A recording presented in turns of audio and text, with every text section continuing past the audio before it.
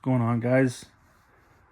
True North Builds here. Thought I'd just give you guys a quick shed shop update. It's kind of a shit show in here right now, but yeah, I added 6 feet onto this 10 by 12 shed, so now it's 10 by 18.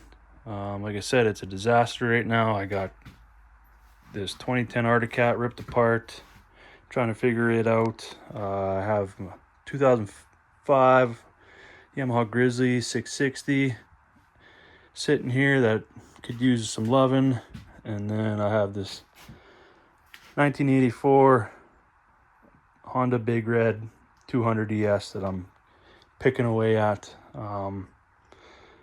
Yeah, but as you can see, it's this shed is full, and that is why I'm building another shed out there, a little lean-to, so I can get some of this shit out of here and I can have a little more work room to get these machines up to speed. It's taking a little longer than I thought it would, but you know, that's life. Things happen, and there's other more important things to do right now than wrench in the shed. But as you can see, I installed a cubic mini cub stove this winter. Super easy to install. Heats up the shed pretty good, actually. Like I said, it's a pretty small shed, but I think this stove is rated up to 200 some square feet that they recommend to put it in, so this is well under that 200. And I've just been burning like odd ends of lumber and stuff in them, and it gets pretty hot. It does the trick, actually, and it's kind of a nice touch for the winter. I can come in here and start up a fire and tinker away on the sled and quad and trike.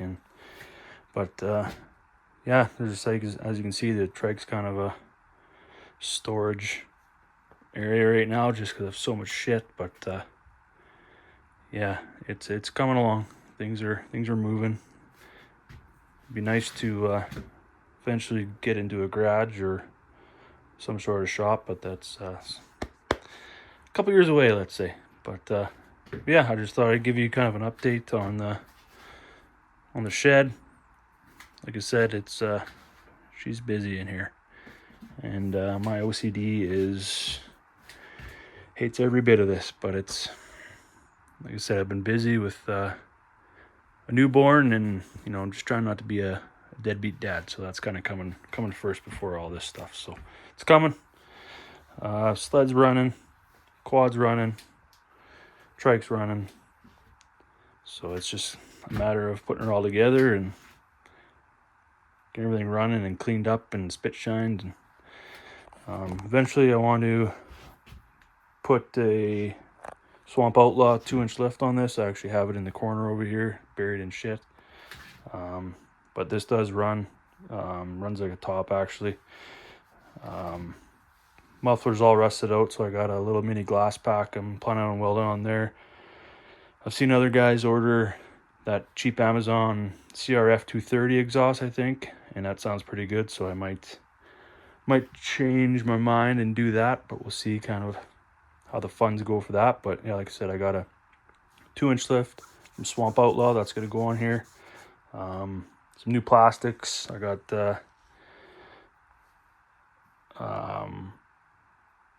rear light. I got that all wired up. It's somewhere around here. Actually, the racks were all straight.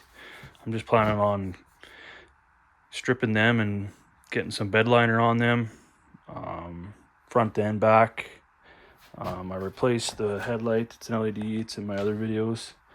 I might get a new fuel tank. I don't know yet. This one's got kind of a little wow in it on both sides, but completely rust free inside. But I'm not really sure how to pull the dents. And then, yeah, obviously seat cover.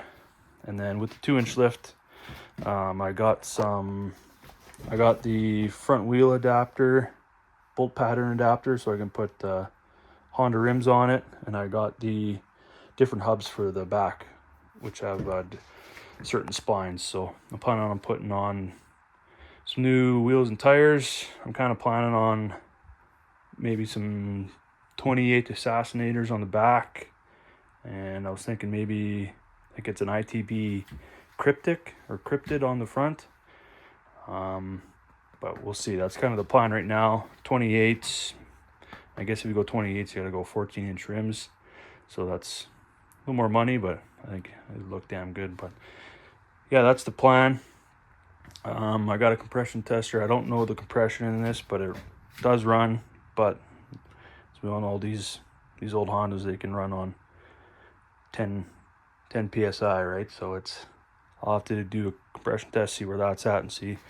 Might have to do the top end, but like I said, it starts and runs like a dream. Fifth gear does slip a little bit, so I think I have to do a new clutch pack, but we'll see kind of what happens when I tear into it a little bit. But that's kind of the plan for this baby. 05 Grizz 660, and this 2010 Bearcat I inherited from my grandpa after he passed. I think the Grizz, it has like 15,000 kilometers on it, so she's got a lot, but it still runs like a hot damn. It does need a rear left wheel bearing, so I'm kind of planning on doing all the wheel bearings, get them done. I think one of the boots is ripped as well, so maybe just get new axles as well. But yeah, engine wise, it runs good, starts good. It is a little rough around the edges. It was used on a trap line, so it was used. It's not by no means a show pony. So there's some odd ends. You can see the windshield's kind of a little janky, and there's some mismatched bolts in the plastic, stuff like that kind of messes with my OCD. So I have to kind of go through that and make everything the same and pretty. And then yeah, for this Bearcat, it's same thing. I think it's got, I don't know if the odometer's in miles or kilometers, but it's got 5,000 on it. I'm assuming miles because that's what the speedo's in. So she's got some wear and tear on it. As you can see, I got her cracked wide open here. Snapped the pull cord this winter. Wasn't with this style of, I think it's the F series. You have to take every panel off just to get in there. It's not like the late 80s and 90s and early 2000s sleds where you just lift the hood and everything's there. So I take everything apart. I have another video asking for some help on the oil pump bleeder, but yeah, it's same thing, just kind of shine everything up. Plastics are a little tired, and I'm thinking about getting new plastics, but those aren't cheap. I put a new LED headlights in it. They're actually awesome. I think they're just cheapo Amazon ones, but they look good. But yeah, it runs like a hot damn. She's no speed racer, but it's nice to get out with the wife and go for a little tour around the fields around here and let the dog chase you. So it does what it does. But yeah, like I said, clean her up a little bit. It'd be nice to get the tunnel kind of cleaned up, polished up a little bit. But yeah, that's kind of all the plans for this, is just kind of get her back up into speed and kind of looking as close to brand new as possible. So it's going to take some time, but like I said, it was used, and it's just a matter of time before I kind of spit shine it and get her back to what I think it should be. But it's work in progress. As we all know, life happens, and life doesn't, not all things come together as quick as you think. I'm finding that out real quick here. But yeah, I just thought I'd give you guys a quick little shed update.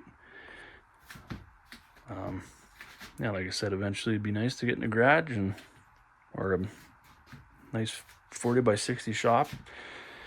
But that's down the road. That'll happen eventually. And yeah, so like and subscribe and help a guy out and maybe make a couple extra bucks, and I can chuck into these things and kind of get her to where I'm at. And yeah, again, sorry for the mess. It's a shit show, and my brain is itching from my OCD. I hate every second of this, but like I said, that's why I'm building that other lean-to shed, so I can get some of the stuff out of here. But yeah, thanks guys. Like and subscribe, and if there's anything else you guys want to see, let me know. Appreciate you.